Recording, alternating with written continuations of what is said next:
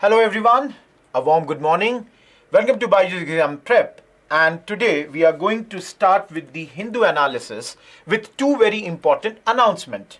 The first announcement is, as you all know, yesterday the budget had come. So today in the evening at 7 p.m. you would have a special session on the same YouTube channel for the discussion of the budget. That's your first important announcement. The second important announcement is that we are conducting a workshop which will be on the BP app live from 6 p.m. on 3rd February.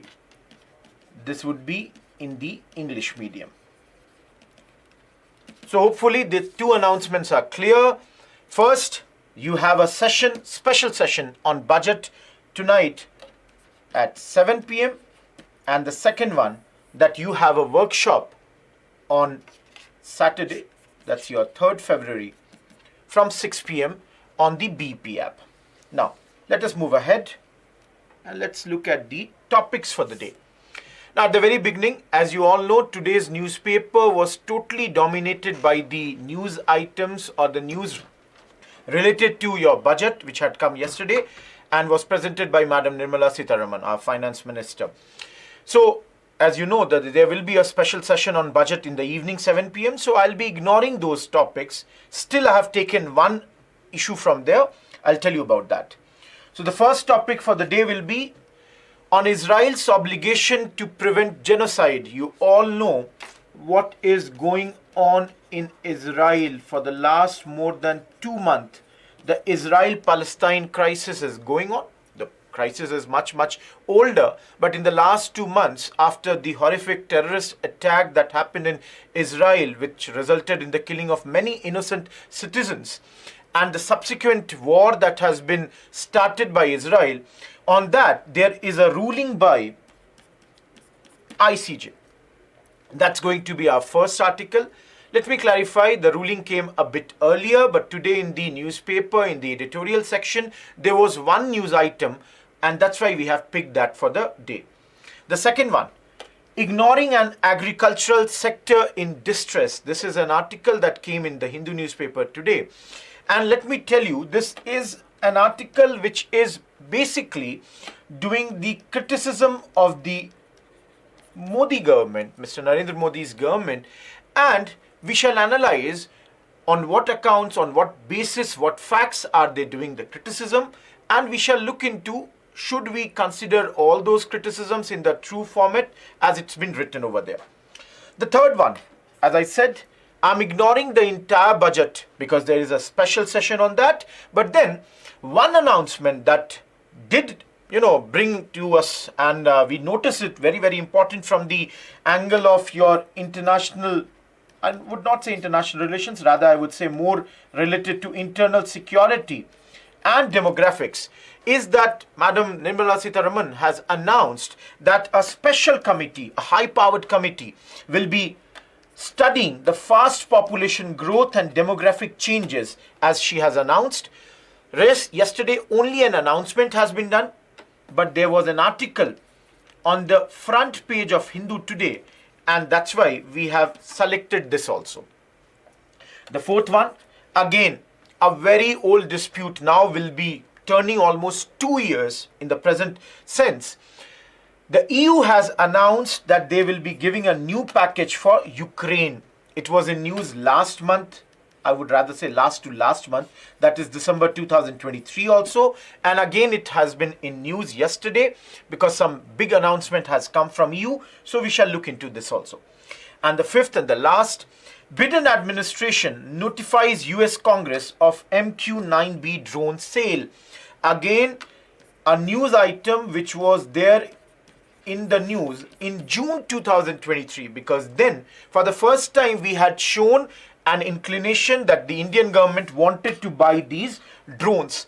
And yesterday the US Congress has notified this. The Biden administration has notified it. So we'll be looking into this.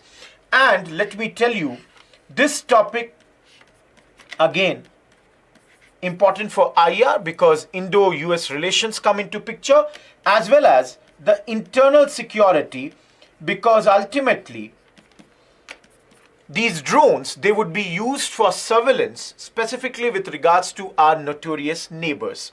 So these are the 5 topics that we have chosen for the day. Please remember, a lot of the topics that came in yesterday or they came in today's newspaper are going to be presented to you at 7 p.m. in the form of the budget discussion. So let's begin with the first one. As you can see here, on Israel's obligation to prevent genocide, what provisional measures did the International Court of Justice order in the case South Africa brought against Israel on the war with Hamas in the Gaza Strip? Can the interim ruling be enforced by the ICJ? What is the verdict's impact and what happens next? You can see this basically gives us the context of this particular article. This article came on the page 14, important from the perspective of international relations. So we'll see here the context, what exactly is the ICJ ruling. For our exam, from the prelims perspective, we should have an idea about ICJ. That is, where is its headquarters, how many judges are there, how is the selection of the judges done in this case, is it an organ of UN or not? So these nitty-gritties has to be looked into.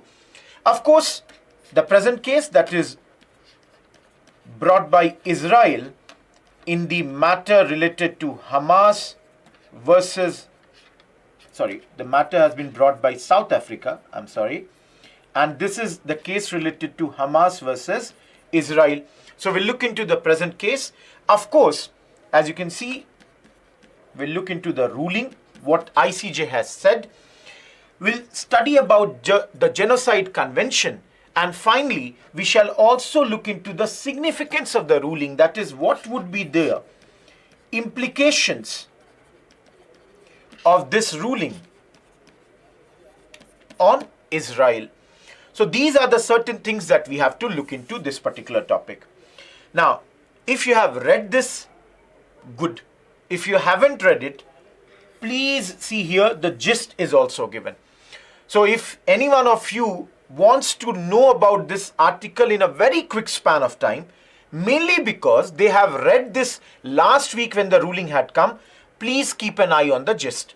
Rest in the next 15 to 20 minutes, we shall be covering. Now, number 1, as you can see here, we talked about that there is a ruling. So I don't know how many of you know it. Let me ask you a question. Has the ICJ, that is the International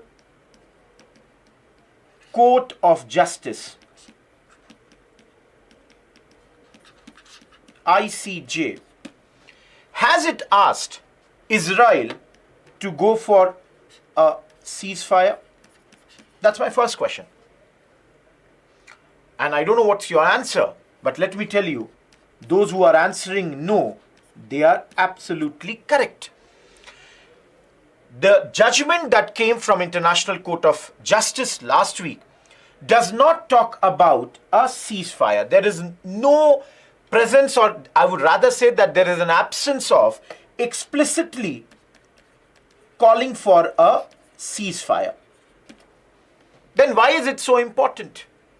We are calling it, or we are saying this is very, very important because ICJ is asking Israel that please look into the genocide that is happening as far as Palestine is concerned. And the decision or the ruling of the ICJ now binds Israel to stop or prevent all the actions that result in genocide. So please understand, you all have this idea, you must have been reading this in the newspaper for last many months, that in the subsequent attack that Israel did on Hamas, a lot of innocent civilians have been killed. There is no justification to what Hamas had done in Israel, killing a lot of innocent Israeli citizens. But then the attack that was done by Israel, unfortunately, has also resulted in the killing of many innocent citizens. And that's why this case was brought to ICJ. Now you all must be knowing this is UN's, that is United Nations, highest judicial body. So now in ICJ this matter has come.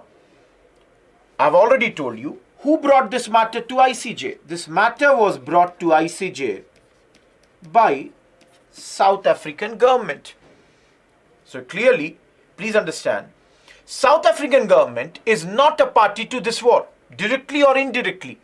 But then the South African government took this responsibility that they would like to make Israel accountable for all the violation that Israel might have done of the humanitarian laws.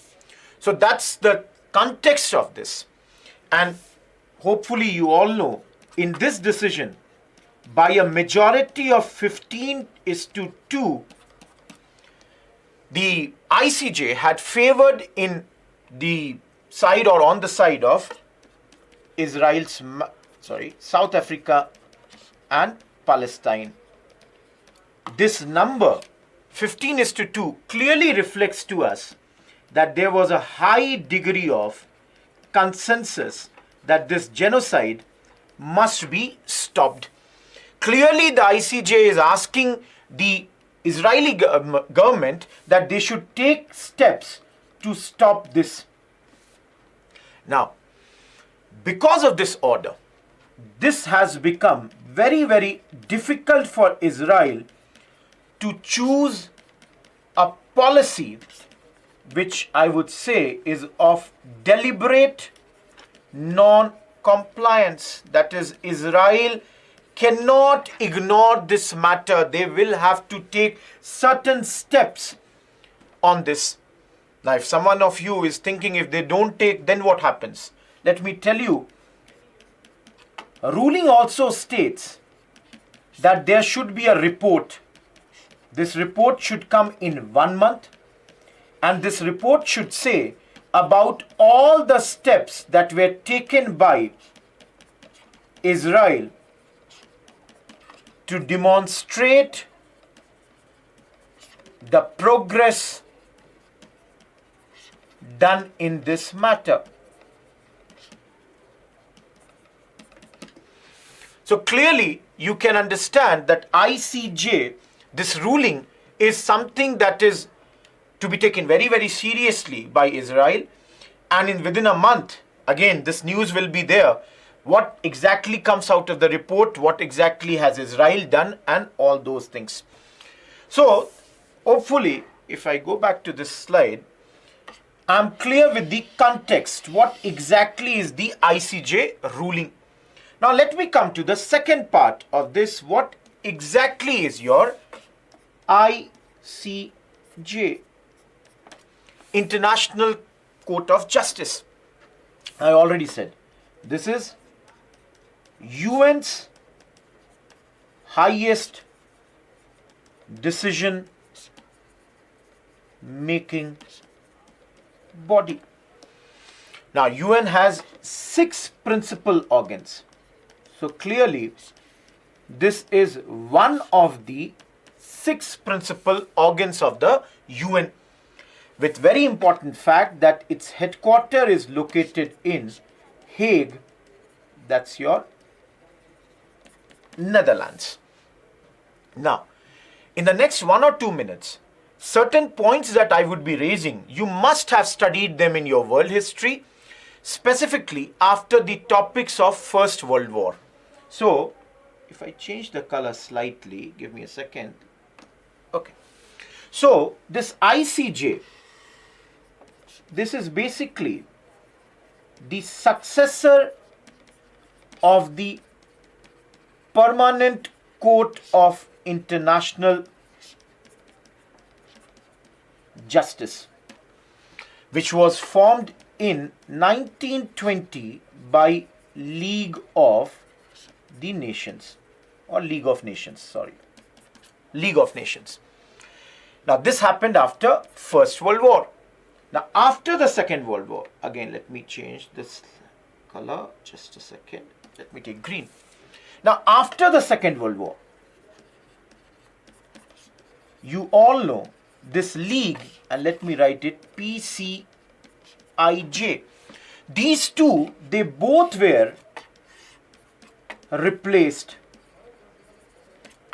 League was replaced by UN and PCIJ was replaced by International Court of Justice. So these two are the replacements of the original bodies. Now anyone who is a member of UN, they are also a party to the statute of ICJ. They can initiate legal cases. But then remember, the rulings of ICJ, they are mostly and they are only in advisory basis, or they are not to be, I would say they have to be executed. It's not mandatory, but they are advisable.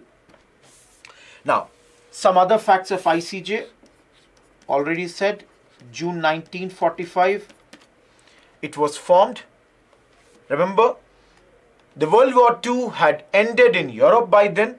Though the World War II was continuing in Asia, Japan was still fighting. Still, in June 1945, this ICJ was formed. Started working since April 1946. Moving ahead. Usually this has 15 judges, and these judges, they are elected by United Nations General Assembly as well as United Nations Security Council. All these judges, they have a tenure of 9 years. Now remember, when I write these two bodies are electing these judges, let me tell very, very clearly, both these organs, they vote simultaneously but separately. So any judge who wants to be elected or any candidate must get absolute majority in both the bodies.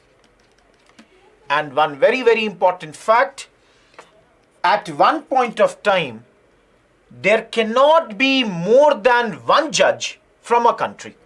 So if there is one judge, let's say example, from US at one point of time, there cannot be another judge from US at the same time.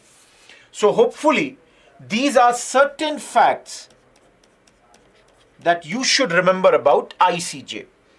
Please understand. I'll take another pen, and this is the color. Please remember, it's a body of UN, one out of the 6 principal bodies. Remember its headquarter. It is only one which is outside US. I have told you the history of this body. How was it formed? In a very concise manner. Of course, these are the dates when it started. And this is the present mechanism of the working of this body. How this body is working, how the judges are being elected, this all is mentioned over here. So that's your second part of the lecture. That is, if I show you again, this is the about ICJ. I would expect you people to have a good idea about ICJ, mainly because of the fact that this can come in our prelims. This slide specifically. They may not ask you about the case, but this can be asked in your prelims. Moving ahead. Now, as I said, third part is what exactly is the case here. Now, South Africa approaches ICJ. Why is it approaching ICJ? It is asking that you should issue an order that Israel has violated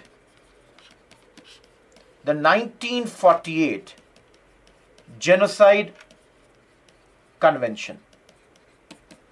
So clearly, South Africa is basically accusing Israel that, see, you have done the genocide of the Palestinians in Gaza through the military operations that you have been carrying out for more than 2 months now. So, hopefully, let me change the color. Hopefully, you all would understand that this is a case brought by South Africa against Israel on behalf of the Palestinians. And one thing that you should keep in mind, that they are being accused, that is the Israelis were accused of genocide convention, or basically have done the crimes of genocide at this point. Now, did the court totally agree to South Africa's idea or the charge against Israel? I would rather say no, not totally.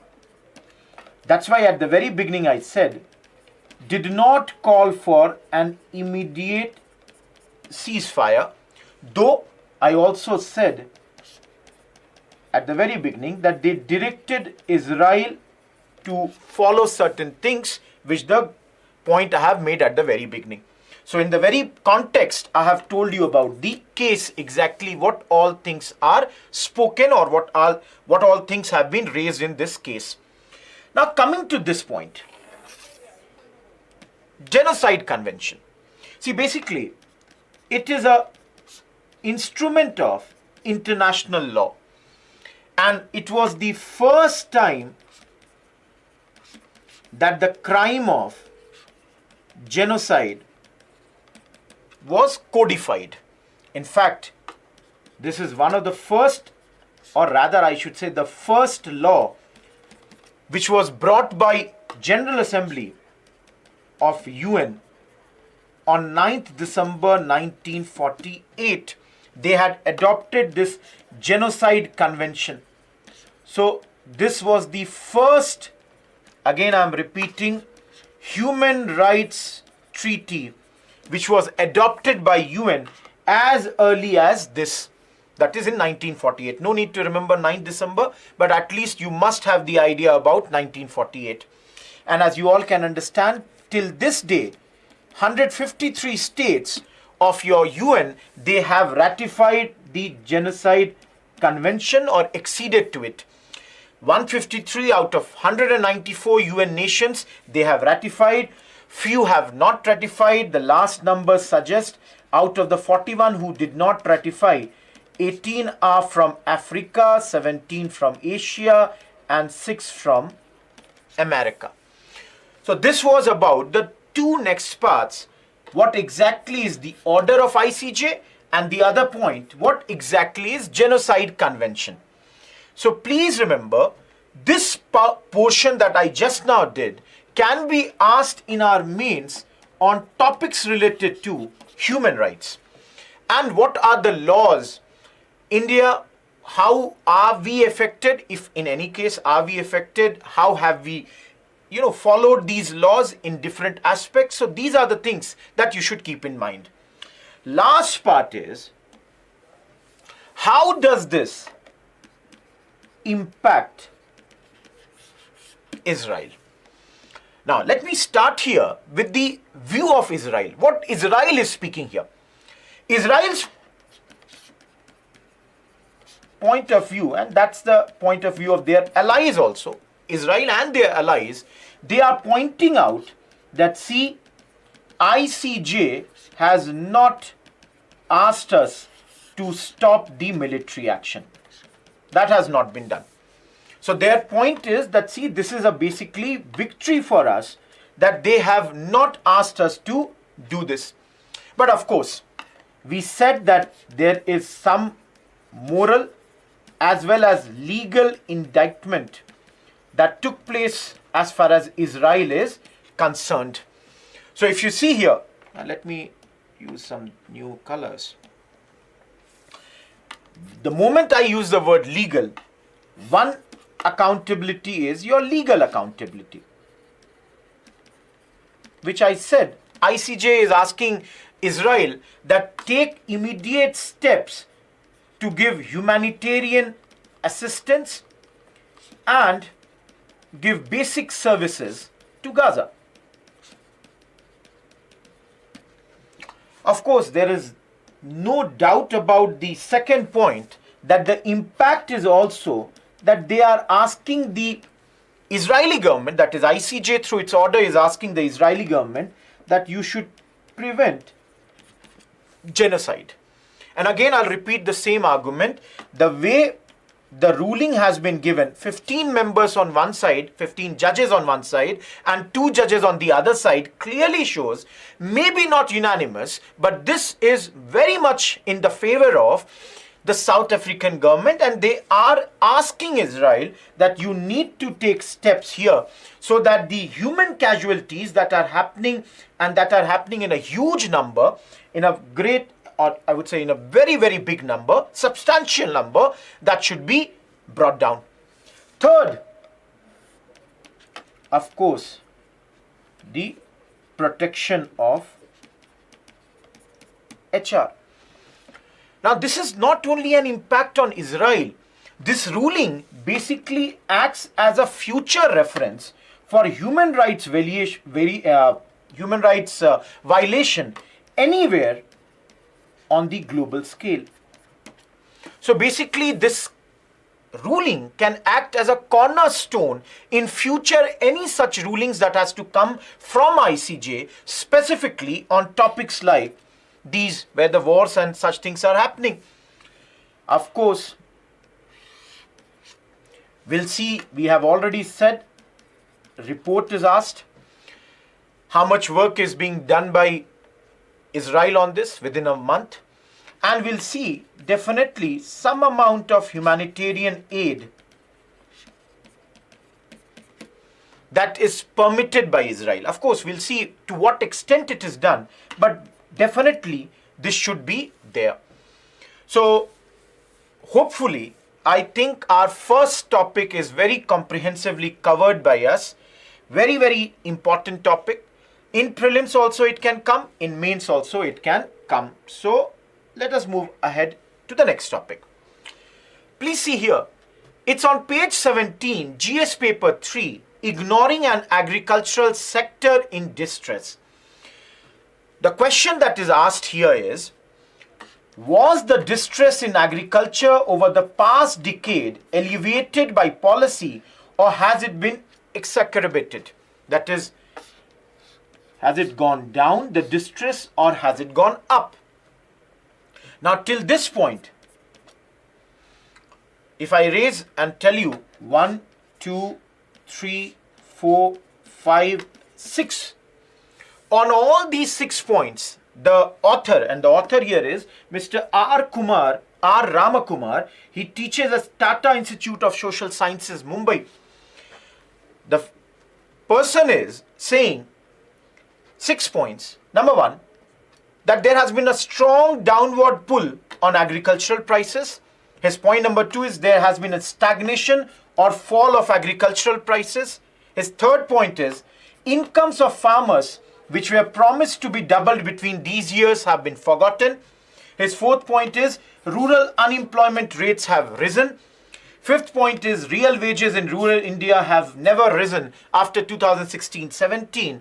And the last point is public investment in agriculture were stagnant. Now, before I begin this, let me tell you, when we used to study, and a lot of times people have said, data is very, very important. Everybody agrees to this. Data is very, very important. Whenever you write anything, and when you give the data in support of that, your answer or your arguments, they become much, much stronger. But then,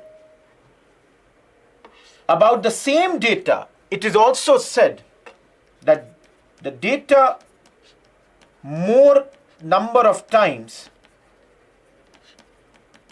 hides than reveals. That is a lot of time. The data, the things that they hide is much more than the things that they reflect. Why I'm talking to you about this is because in this article, the teacher, the person who has written this article, has used various data to show that these things have fallen. But one of the things that has not been done, and I might be wrong, but what I see in the entire article, I would say your proof, that is the data has been taken from which source, is not mentioned. That's one of the problems with this lecture. Of course, we'll take this because ultimately we are UPSC aspirants. We should know about certain things. Tomorrow, if there is a question where they criticize the government's policies on agriculture, this article is a wonderful article. But at the very beginning, while I'll be criticizing this article, while I'll be criticizing the government's role in agriculture based on this article, I should also be very balanced and tell you this, that we need sources for every data. Number two, I can tell you, government, according to the writer only, government cherry picks data, which things they like, they have picked, other things that they don't like, they don't tell. I'll show the same thing has been done to some extent by the writer in this article. So that's the two things that I have made very, very clear at the very beginning, and let's begin now. Now, one of the things I'll tell you, there is a use of a lot of data when it comes to this article. And this article comes based on the report that has been released by Finance Ministry, and they have used these numbers. So let us look at the 6 points which I showed you. I'll try to write at least 3 points here. First point. The writer says that in the last few years, there has been a strong downward pull when it comes to agricultural prices. Because agricultural prices have gone down, this has resulted that the farmers' incomes have been squeezed. That is, they have not increased as such. Now, let me tell you very clearly. Every point the writer has given data. So, for example, here they write from 9.4 to 5 to 3.7. 9.4 in 2013-14, 5 in 2019-20, and 3.7 in 2023-24. What is this? You can clearly see that there is a declining pattern. 9.4 going to 5, going to 3.7. This is the sectoral deflator in the agriculture and allied sectors. Now, economics term, what exactly is sectoral deflator? So, sectoral deflator is basically a deflator that compares a reference period. That is, they would have taken a certain period as the reference period, and this is compared to a base period. And this is reflected either in the form of percentage, as it's shown over here, or it is reflected in the form of either percentage or index, either in the form of percentage or index. So based on this, the writer is saying that this has gone down. The deflator is clearly not in favor of the farmers of our country. Second point, the writer is saying, while the prices have been falling, the government has not adequately supported the farmers. How is that the case? The writer is saying the MSP has not risen in proportion. The MSP is minimum support prices. The prices should have gone much, much higher. So again, he gives a proof that if you talk about food grains, MSP has risen by 8 to 9% between 2003 to 04 and 2012 to 13. On the other hand, MSP has risen only by 5% between 13-14 and 2023-24. So basically, if you see here, this is the period of the UPA government, more or less, and this is the period of the NDA government led by Mr. Narendra Modi, more or less. So on this basis, again the writer is saying the MSPs have not gone up the way it should have gone. Okay, we'll come back to these. Give me 5 minutes, I'll come back to this. Okay, third point. Third point, he says that the real income of agricultural households again have fallen by 1.4% from 2012-13 to 2018-19. So the writer is saying that this real income has happened, or the falling of the real income has happened because there has been stagnation or fall in agricultural prices, plus writer says that the input prices is like, example is fertilizer. Particularly they are saying that the fertilizer prices have gone up, and that has also resulted in this. Going ahead, fourth point.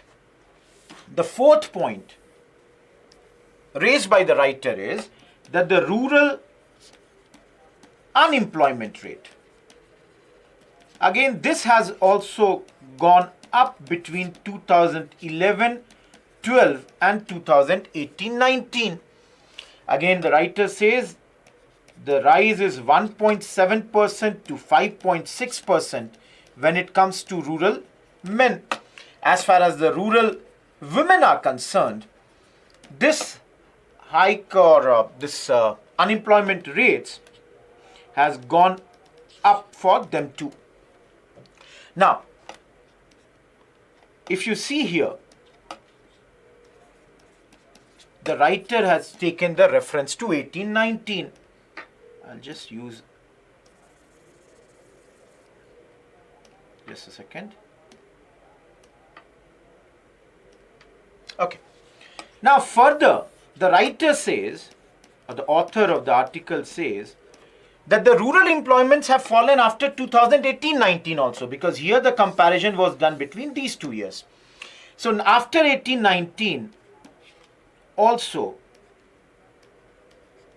this rural unemployment, this number has to be 2.8% for men and 1.8% for women.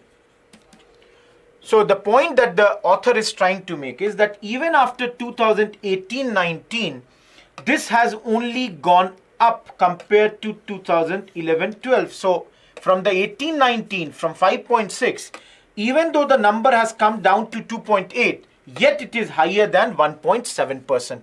So overall, the author is saying that the numbers have been continuously been poor when it comes to the unemployment rates.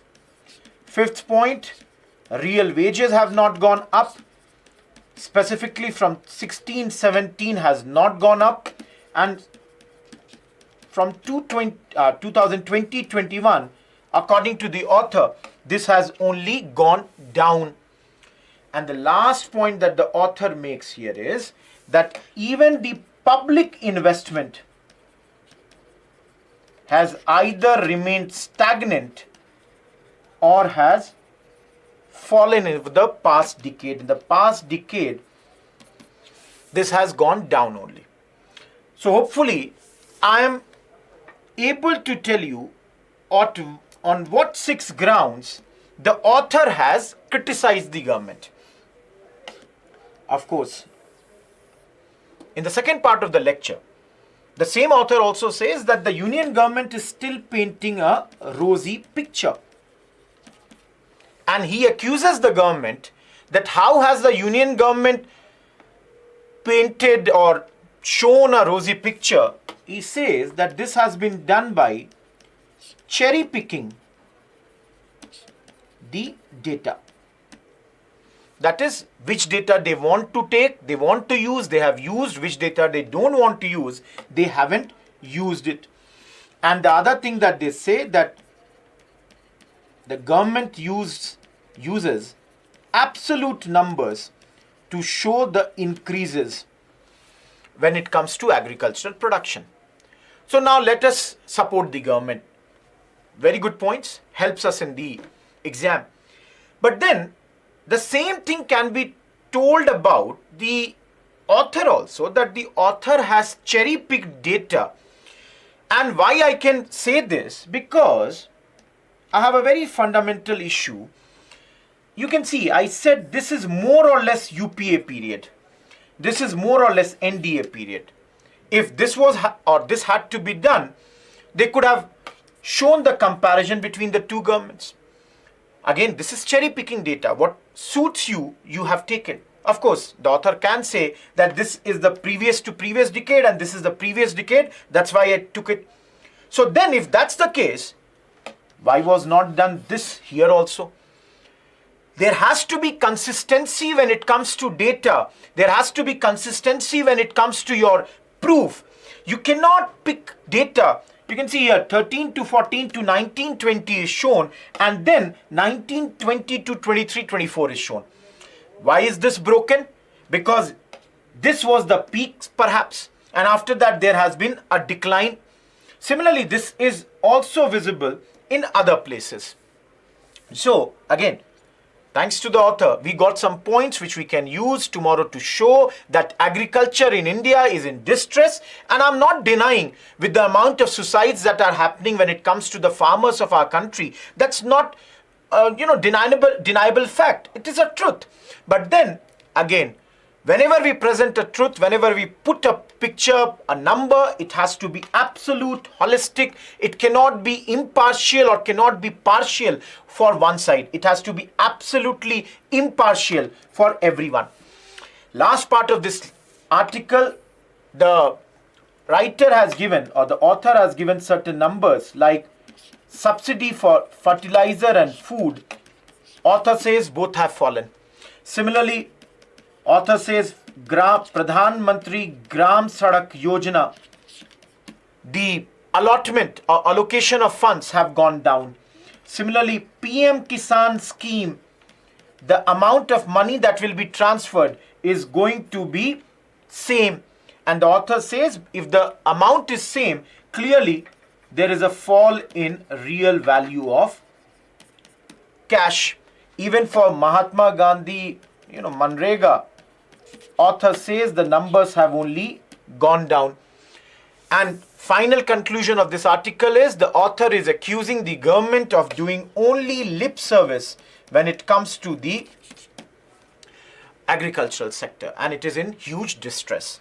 Hopefully this article is clear. Moving ahead, very, very important, 2 articles. Moving to the third article. Again, yesterday there was an announcement by Finance Minister Madam Nirmala Sitharaman that there will be a high-powered committee that would be formed to study the fast population growth and demographic changes that have happened in certain areas of our country, mainly the border areas. Now, again, this article that is there has done some criticism of the government, and their criticism lies on the fact that there has been very little reliable data when it comes to say that there has been a very fast population growth. And the author is pointing out that the fact is that census that should have happened in 2 phases in 2020-21 has not happened in the last few years. And even now, there is no idea that when will this census happen, because the census has been indefinitely postponed. The writer has given some data from NFHS survey number 5, also from Vital Statistics of India based on civil registration system. And of course, we will look into some concerns of the government from the angle of demography. So if I move ahead and I take up this third topic, which can become very, very important for your internal security. First of all, a high-powered committee will be considered. As we have already seen, this committee is to look into the fast population growth plus the demographic changes. Now, let me clarify one thing. It's only an announcement. There is no clarity about how this would happen. But then it was yesterday announced saying that this would help address the concerns which arise in achieving our goal of developed India or Viksit Bharat. So for this is happening. Now, if you all see the demographics or the numbers that have been shown in the last few years, as I said, the author says that there is very, very little data, very less data when it comes to show that there is a fast growth. In fact, the author is pointing out to the fact that if you look at fertility rate of our country, they have gone down below the replacement levels. So the author is saying, if you look at these numbers, it's going down. Now again, let us be very clear. The government has only made this announcement yesterday. When the terms and conditions of this committee and all the rules and regulations are formed, who all are the members, what are their jurisdiction, what they have to look into, then we will know much more about this. But right now, the author is saying that this fact that the government is saying that there has been a fast growth is not supported by the numbers that we have. So let us look at the numbers that we have right now. What numbers do we have? Now see here. I hope you all are aware about total fertility rate, TFR. Total fertility rate basically indicates a woman would have how many children during her entire lifetime. Now, a TFR of 2.1 is considered to be a replaceable rate. See, if a woman is bearing 2.1 child during her lifetime, it means that the replacement levels are there. Now, it is slightly higher than 2 because you all know there would be some infant mortality, some children would die, and that's why it is slightly higher than 2.1.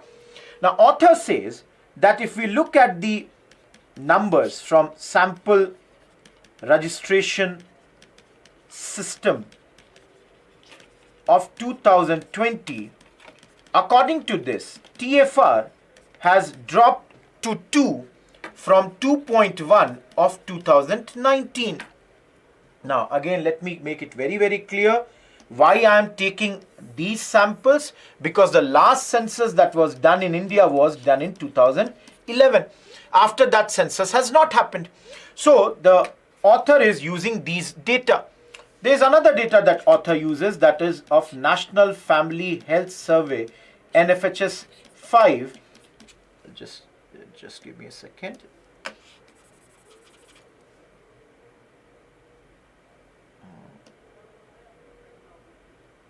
Yeah, NFHS 5, and they say that this survey, which was done between 2019 to 21, and their reports which came out in May 2022, they say that our fertility rates have gone from 2.2 to 2.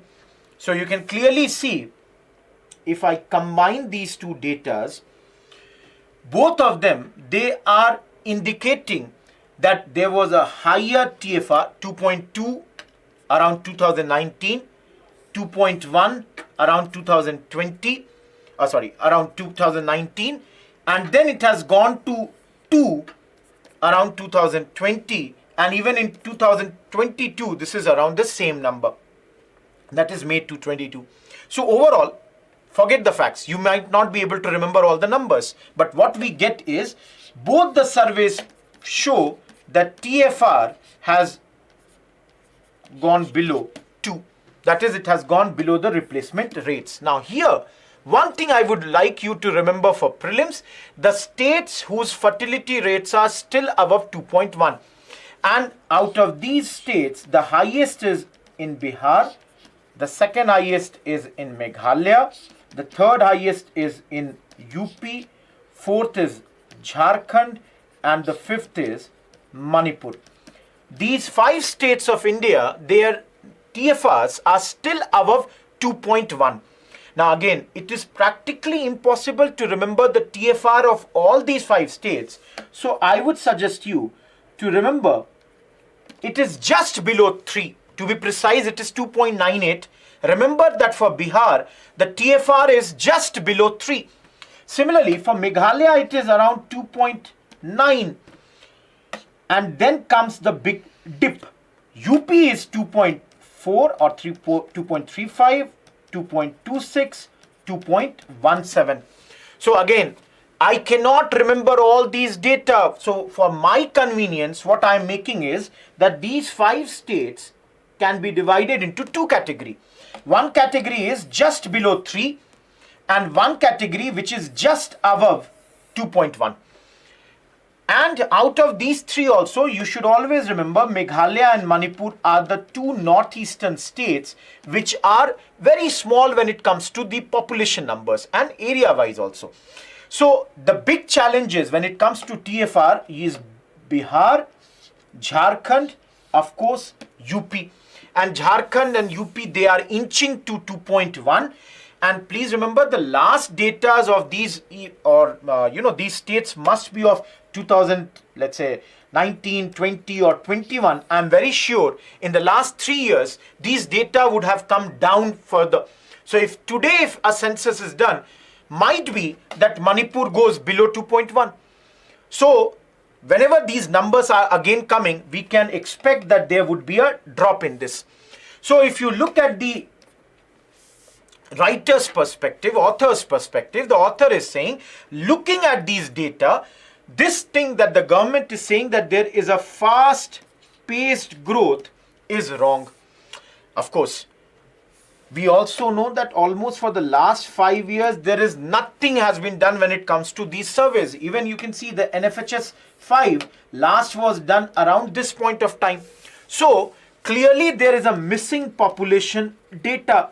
And the fact is, our Honorable Union Home Minister, Mr. Amit Shah, has already said that the next census and the delimitation of the your constituencies, parliamentary constituencies, will only happen after 2024 general election.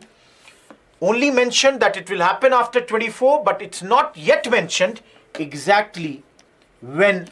Because I've already told you, last census should have been done in 2021 and 20 in 2 phases, and that has already been postponed indefinitely. So no idea when it would be done. In this, there is another third report also, which has been mentioned by the author. And this report is of Vital Statistics of India on the Civil Registration System. And this also, the author is writing, was last published in 2020 and has not been published in 21, 22 and the further years, 23 even. So this is still, or this is the side of the author. Now let us look why the government is planning that we should go for something like this. In this article, the demography security concerns have been also raised. And it is specifically coming in the border areas of Nepal and Bangladesh. In fact, in 2021, there was a conference of Director General of Police of, the various states. This was the annual conference. And in that conference, the DGPs of these 2 states, which are the 2 states, Assam and UP, they pointed out, they flagged that the districts which are neighboring these areas, there has been a very big change when it comes to demography. This might be one of the reasons that, Union government, if you all remember, had asked BSF to look after till 50 kilometers of the border. So this was the notification of Home Ministry that in certain border districts of Assam and Bangladesh, the jurisdiction of BSF had been increased till 50 kilometers of the border. Coming to this report, Assam paper or Assam's DGP's paper said that between these 10 years, 11 to 21, areas within 10 kilometers of Bangladesh saw 31.45% of decadal growth of population. Compare this to 12.5 in nation or the national average and 13.5 to the Assam's average. So Assam's police is saying that this is an unusual number, that why in certain districts this rate has been huge, whereas if you look at the national and the states data, it is much lesser. Similarly, your UP police, they have also pointed out that across 1,047 villages in 7 districts, that are the border districts, again Muslim population is between 30 to 50% in 303 villages, whereas in 116 villages this population has gone above the 50%. So they are saying that there are some demographical changes and that they are showing by these numbers. Let us move to the 4th article. I hope the 3rd article is clear. The 4th article, again, it is a repetition of news that was there in the December 2023. European Union has agreed to a new 50 billion relief package for Ukraine. Now, Ukraine war is very old, outdated topic now, may come in the exam, but then you must be knowing already everything regarding the Ukraine war. So what is new about this article that I have picked it over here? The new thing is, one, European Council President, yesterday Charles Michel has announced this agreement. And this agreement is in spite of the fact that there were objections being raised by Hungary till last month. So Hungary has lifted its veto, and now this 50 billion money would go to Ukraine. Of course, Zelensky, the Ukrainian president, has expressed his happiness on a very, very important decision. And who is representing Hungary? Orban. Orban is the Prime Minister of Hungary, and he has in the last month till December also raised objections to this financial package that was being given to to Ukraine. But now he has raised this. Now, because this is done because EU also has given certain things to Hungary. Even though in the last month, both the sides, EU and Hungary, they were having this dispute. EU is alleging, EU's point is that in Hungary, there is a democratic backsliding. That is, the populist government of Mr. Orban is, I would say, thwarting the democratic ideas in this country. So that was the case, and they had even blocked some of the funds that were reserved for Hungary. So EU had done these things. But in 1 month, this dispute, at least on paper, seems to be resolved because now the money is going to flow here. Remember, this war that is going on between Ukraine and Russia would almost reach 2 years, almost 2 years, and the war has come to a halt right now. But in Europe, there is a feeling that Ukraine's economy needs to be propped up. And if this infighting amongst EU, because there are 27 nations and the decisions are taken by unanimity, if Hungary would not have agreed to this, there was a good chance that the economy of Ukraine would have not been propped up. And this political infighting would have not helped the matter in Europe. Now, if some of you are thinking, why is Mr. Orban having so many issues with Ukraine? Let me tell you, here it is. He is the closest ally of Vladimir Putin when it comes to EU.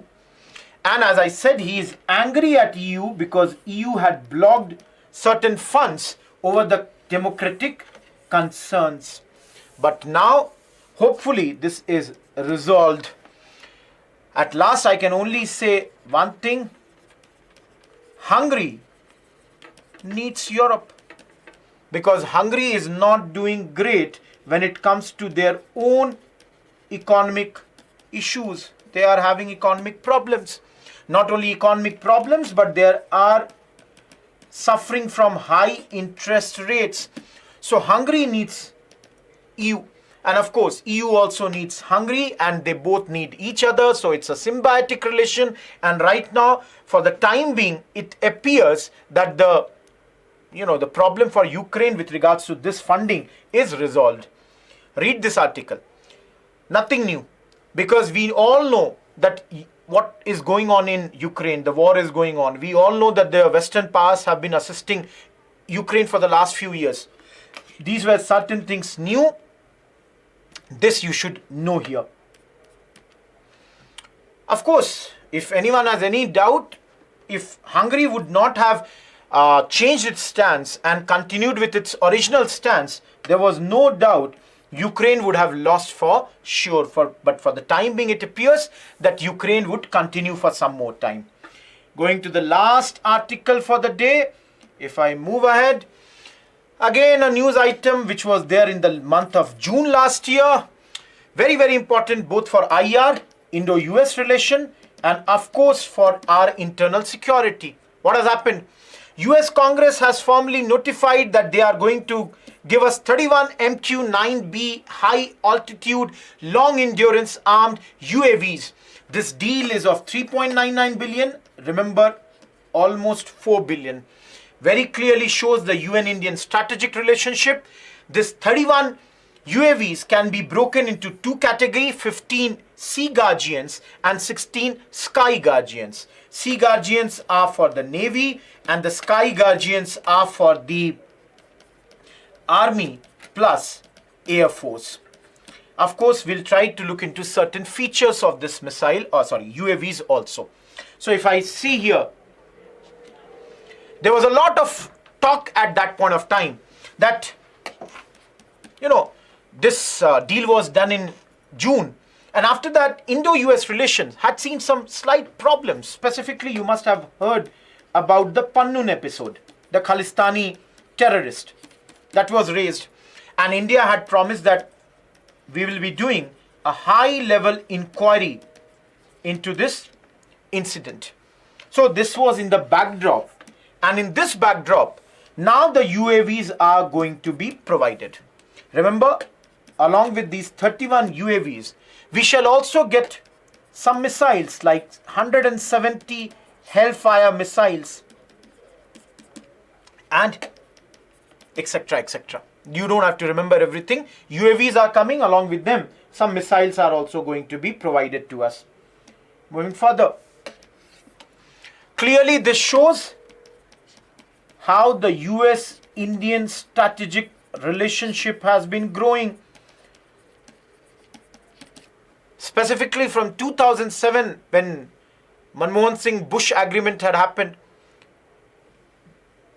Later, during the Obama times, then after Mr. Narendra Modi became our Prime Minister, the US-India relations have only seen the trajectory going in one direction, that is upwards. These small blips, they are not going to cause a lot of damage to our relations, which is democratic and is symbiotic, going to help both the sides. But then, over the last few years, every place, whether it is Indo-Pacific, South Asia, every place, there is a lot of cooperation between these two good countries. Now, one aspect of this UAVs that are coming to India is that we always ask for offsets. So under this also there was offset agreement. So basically under this, the company which is providing these UAVs to us, name is General Atomics, they will establish a global maintenance, repair and overall facility in India. That's very, very important. Now, I've already shown you the number of 31, 15 for Navy, 16 for Army and Air Force. Last thing, why are these UAVs needed? These UAVs are needed because it boosts our intelligence, our surveillance and reconnaissance capabilities. So ISR, these capabilities are enhanced, and these UAVs will work with US origin P-8I long range patrol aircrafts that were already supplied to us by US, which helps us or helps Indian Navy over the surveillance of Indian Ocean region.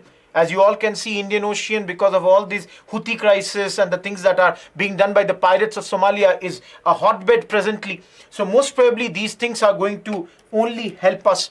And of course, because of the fact that they will establish a company here also to do all the offset facilities, it's also going to help us in Make in India.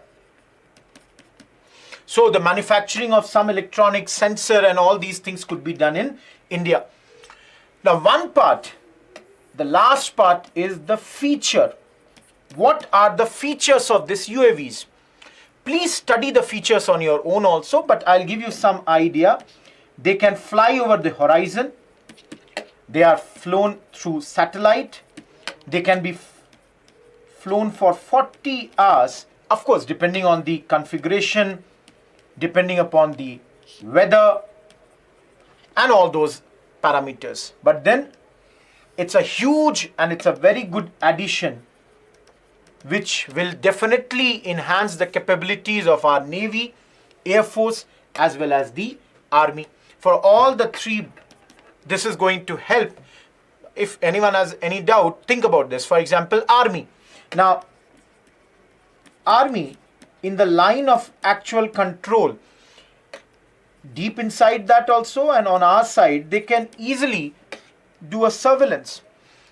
They will use their existing capabilities and also be using these. And there are some other UAVs also in action, but these are only going to help us over there. So this was all from the analysis of the 5 news items for the day. I have given you or prepared 2 mains questions for you. One is, India's demographics are an opportunity as well as a challenge. Critically analyze. This is with regards to the total fertility rates going down and all that. You will have to study something more than what you have studied today. And the number 2 is, agriculture in India is a profession by chance, not by choice. Nobody wants to go and become a farmer. A farmer's son by chance becomes a farmer. Use this particular statement. If you want to say this is correct, use the points that have been given by the author when he was talking about the distress when it comes to agriculture. So with this, we shall conclude the session for the day.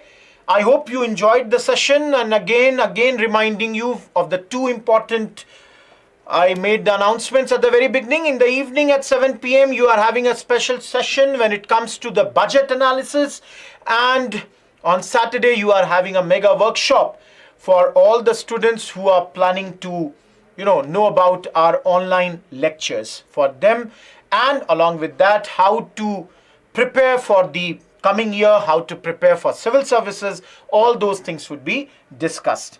Anything you want to know about us, please fill the Google form. That's all from this discussion. Thank you. Goodbye.